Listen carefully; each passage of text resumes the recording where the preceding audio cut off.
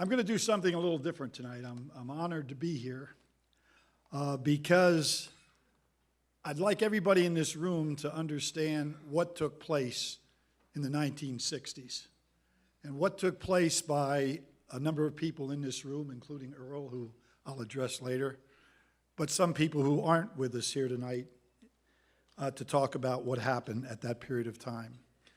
And it changed not only Winston-Salem, but in my estimation, it changed the United States of America. And this town should be very proud of it. I'm talking about the likes of Big House Gaines. I'm talking about the likes of a John McClendon, a Cleo Hill, or Hearn Gilliam, and many others that I'm going to kind of touch on a little bit tonight in addition to Earl. 1961, I was a hotshot. I was an all-conference Atlantic Coast Conference player. We had one of the top 10 teams in the nation. We were the best team in the Atlantic Coast Conference. We went on to win the conference championship that year. And I'm reading about, in the small print, this team at Winston-Salem State. And this guy, Cleo Hill's name was appearing quite a bit in regard to the points he was scoring. So I hitchhike over to Winston-Salem State one night to see a game. I walk into the arena, and I wasn't concerned about this, but I happened to be the only white person that was in the gymnasium. This big man strode over to me. I figured it must be that guy they called Big House, but I had never met him before or ever seen him. And he said, "Son, come over and sit with me." So he took me and put me right beside him on the bench. And a lot of people, I guess, knew who I was. My picture had been in the paper a lot. And I said, "Which one is Cleo as the game is ready to start?" He said, "He's jumping center." Well, he's going up against a guy about 6'8". And I'm thinking, well, that's not very good strategy, but I don't want to say anything. He outjumps the guy. And the next thing I know, he's taking the ball over half court, and he's about 5 feet inside his half of the court, and he takes a 30-foot set shot, and it's an air ball. And I'm saying to myself, is this pathetic or not? I'm out of here. But then I realize this guy sitting beside me looks like he's got a little bit of strength, and so I better sit and pretend I'm enjoying this. The next 5 minutes, Cleo has goaltended about 3 shots. He's made a left-handed hook from 15 feet. He's made a right-handed hook from 20 feet. He's driven by everybody, and those of you talk about a modern player today, a guy like Damian Lillard, that if you see him play, that's the kind of quickness Cleo had. If you see the ball skills of a James Harden, that's the way Cleo could handle the ball to make a shot for himself anywhere on the court. And if you talk about showmanship, and we talk about young guys coming along, Zion Williamson got a lot of credit for that. He would have been a neophyte compared to Cleo in regard to showmanship. We became great friends after that game. And we started to play, in that spring, we started to play basketball against each other. I'd bring the Wake Forest guys over, and we would play against the Winston-Salem State people. It wasn't much, didn't seem like any big deal to me, but it was quite a thing back in 1961 for white guys to be playing against black guys in Winston-Salem, North Carolina. Big House never said much about it, but we really became friends, and I couldn't wait to see Cleo go on and have the great career he was going to have in the NBA as a superstar. And sure enough, they came back and played their first preseason game in the Winston-Salem, the last preseason game in the Winston-Salem Coliseum. And this fella, Cleo Hill, was leading the St. Louis Hawks in scoring. The Hawks happened to be the NBA champions in 1958. In 1958, and you won't be able to see this picture, but here's a picture of the NBA championship team, St. Louis Hawks in 1958. There happened to be 12 players in that picture. There's a manager, there's a trainer, and there's a coach. And every one of them are white. 1958. In 1957, the University of North Carolina won the NCAA championship. And every guy on that team, including the coaching staff, was white. In 1958, the University of Kentucky won the NCAA championship, and every guy and every coach on that team was white. So we're now talking about the 1960s. Cleo goes to the St. Louis Hawks. He's the leading scorer in preseason. He scores 22 in the opening game of that season. In a few games thereafter, Cleo finds himself not playing much. He ended up averaging 7 points a game, and it's the only time that he played in the NBA, one season. In those days, there was nowhere else to go, and Cleo had nowhere to go with his game. There was one reason he went from a 22-point scorer to a guy that only played one season in the NBA. It was 1961. Then we have a guy I mentioned, John McClendon. John McClendon is, in my estimation, one of the greatest human beings I've ever met in my life. An incredible coach here in North Carolina, then a coach and won every place he was, 3 national championships. He's the first black coach in the ABA, first black international, the first guy ever took an American team internationally as a black coach. Eventually became a Hall of Famer. He became a Hall of Famer in 1979, the first black man ever to be in the Basketball Hall of Fame. And he was on the board, and I sat right next to him, and I got to know him really well because he was a very close friend of Coach Gaines's. We were having a discussion one day there about upcoming candidates for the Hall of Fame, and we took a break. And in the Hall of Fame, as you may or may not know, you can get in as a contributor, a coach, or a player. And obviously, I knew that Coach McClendon was in the Hall of Fame. He said, "Billy, I want to talk to you a second." So we went out in the hallway, and he took off a ring, and he said, "Look at that ring." And I looked at the ring, and he said, "Look inside the ring." And it had his name in there. And behind his name, it said contributor. He said, "Billy, they didn't want me to be inducted in the Hall of Fame as a coach. There was only one reason. He was a black man." John McClendon happened to be one of the greatest, smartest guys of all time.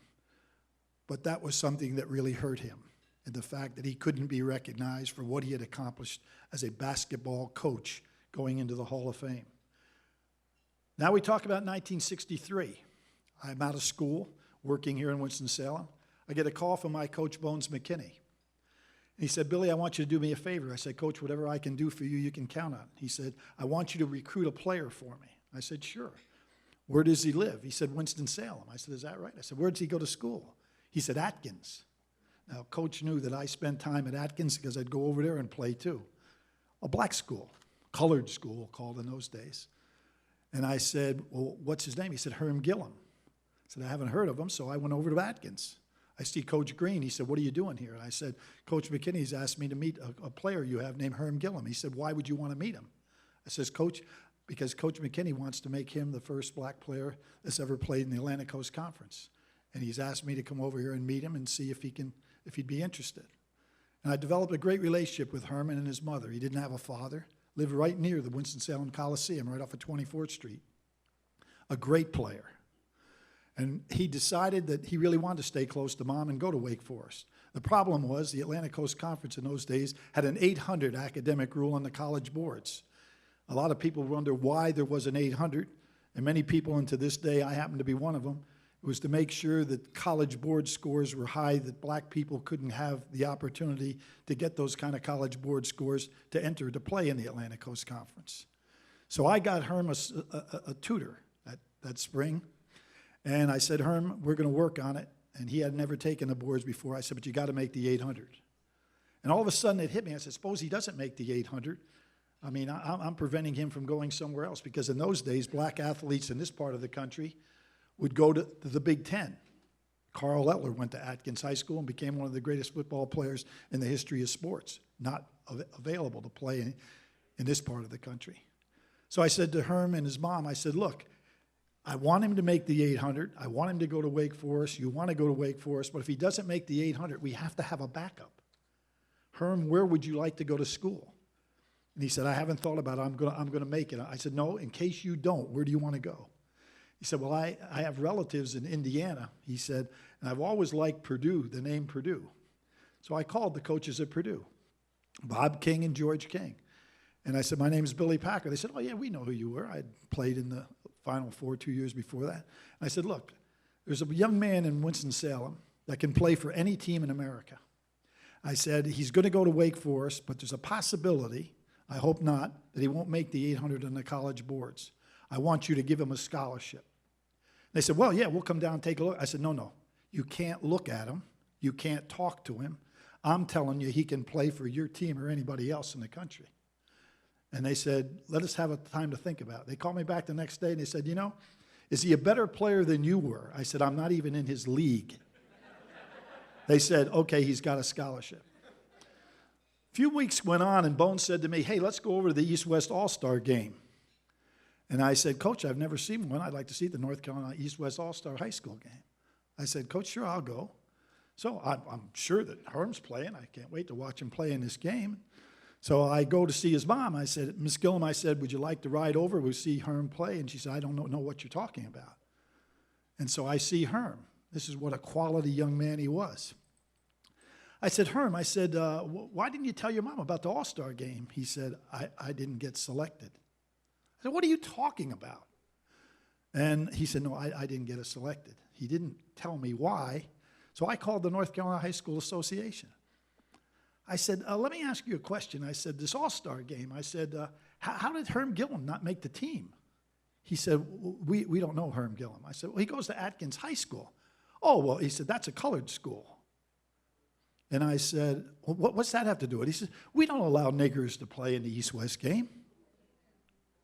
That's the first time in my life I ever heard the term said by somebody from the heart.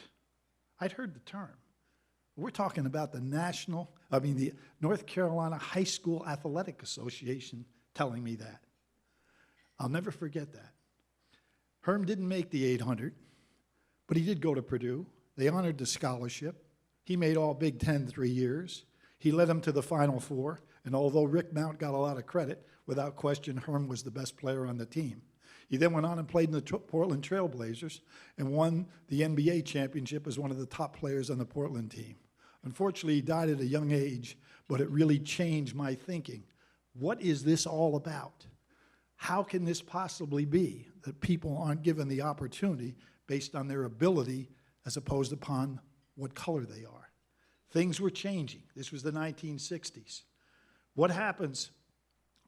At Wake Forest, I become a coach. And it didn't make any difference to me whether a guy was black, green, purple, where he came from. We wanted to put together a team. And two of the fellows happen to be here tonight. I'm honored that they're here also, Earl, because I know you're the kind of guy that doesn't mind spreading the credit. Charlie Davis and Gilbert McGregor had outstanding careers at Wake Forest. Gilbert...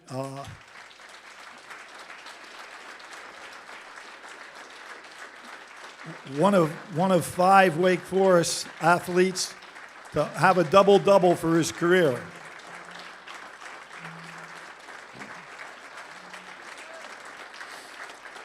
Charlie Davis, acknowledged for everything that he did for Wake Forest.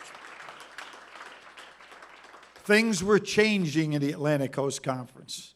The conference had been in business for 17 years.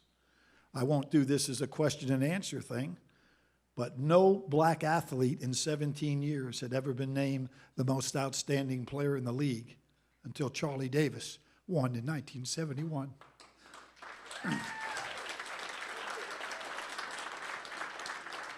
Things were changing, and when you think about the history that was being made by the Big House Gaines, the McClendons, the McGregors, the Davises, the Cleo Hills, things were changing. And what was great, the things I remember most about those two men I just spoke about, has nothing to do with the points they scored. I'm thinking about 4 years at Wake Forest. They play their last home game. Their parents are there, great parents, and they got standing ovations. Things were changing. Things were changing. And when I think now of what they accomplished, not on the court, but off the court, Charlie and I were talking tonight. I asked about his daughters. Both of them have their doctorates. And they became the first 2 African-American children of an African-American student at Wake Forest that ever graduated from there. Things were changing. It was the 1960s. And when I think about that, I don't want anybody, and particularly the modern player, to not know something about history.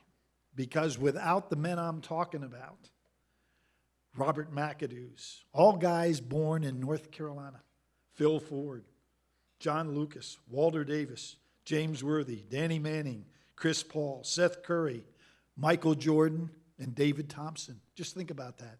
They followed these guys that had the ability to go ahead and be the leaders to change where we were and what we were becoming. It's something that I think that we will forever be indebted, because this town of Winston-Salem, in the history of basketball, in the history of the change that I'm talking about, that basketball brought to our country and what we see now, this town deserves a lot of credit because they embraced these young men for what they did and how they acted, as opposed to how many points they were scoring. It was a great thing, and it's something I'll always remember. Now, one of the things that we talk about here in regard to Earl, Bob did a great job, and everybody in this room knows what an outstanding player he was. But when I think of Earl, I think of some very unusual things. They won the national championship. Everybody knows the points that he scored and how great it was. And first time in the history of the NCAA that a black school won a national championship. Kind of interesting. First time in the history of the NCAA. And they came home, and I remember them celebrating here in Winston-Salem, and Earl was not with the team. Earl Monroe, the star player, he's probably stayed in Indiana to meet with his agent to negotiate a new contract, or with his entourage, or to get his shoe contract. You know why he was not in Winston-Salem to be with the team that night?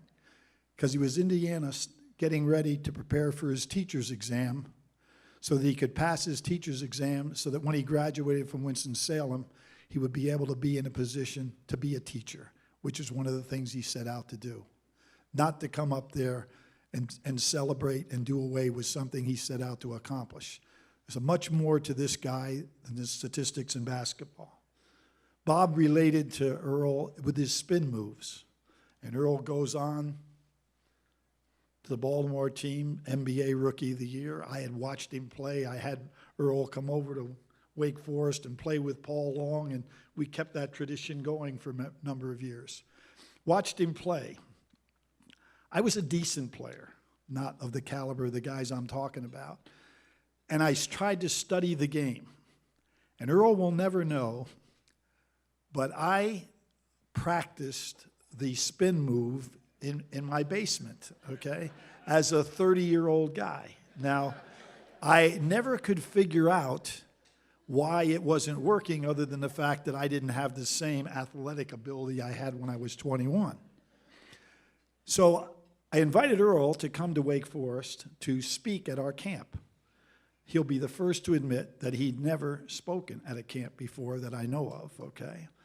And so Jack McCleskey, who was a hard-headed coach of Gilbert and Charlie, the head coach, okay, didn't like the idea that I did not know what Earl was going to speak on. So I convinced Jack that Earl will do a good job. Don't worry about it. Leave that up to me. So Earl shows up, and he doesn't have any sneakers. He just shows up in his clothes. I take him in to meet Jack, and Jack basically, and Earl might not remember this, Jack pulls me aside and said, I don't want him in here. He says, he doesn't even have sneakers with him. He doesn't even have clothes. How the hell is he going to do? What's he going to speak on? And I didn't know. So I go down and I say, Earl, let's go downstairs. And I said, I want you today to speak on the reverse spin dribble. And he said, well, you just do this. So we get a basketball, and we're down in the lower gymnasium. And he comes at me, and boom, the next thing I know, he's on the other side of me.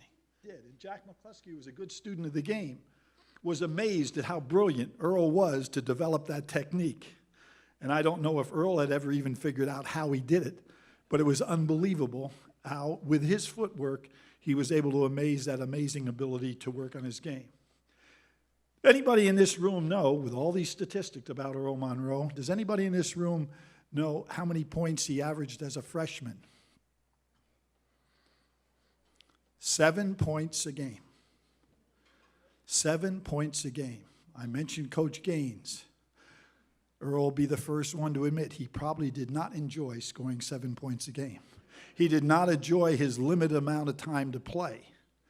But the kind of person that he is, to persevere, to listen to Coach Gaines, and to become the player that he did, those are the things that I remember about him. And what Earl did in this town was something beautiful to watch. He not only was a great player, But by the time, with what these guys had done, the Hearn Gilliams, the Charlie Davises, the Gilbert McGregors, the Cleo Hills, the white community of Winston-Salem appreciated what they did as men, as people, and what they represented. And it was great to see the 1960s and watch what happened in that 10-year period of time to change the entire way athletics were thought about, particularly in the way of basketball.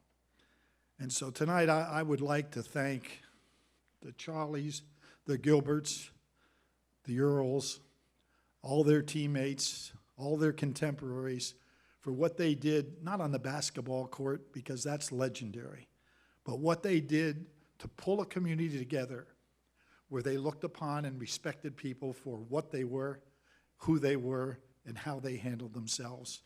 They made this town and basketball, and these guys have made this country a lot better place to live, and I'll be ever thankful. Thank you.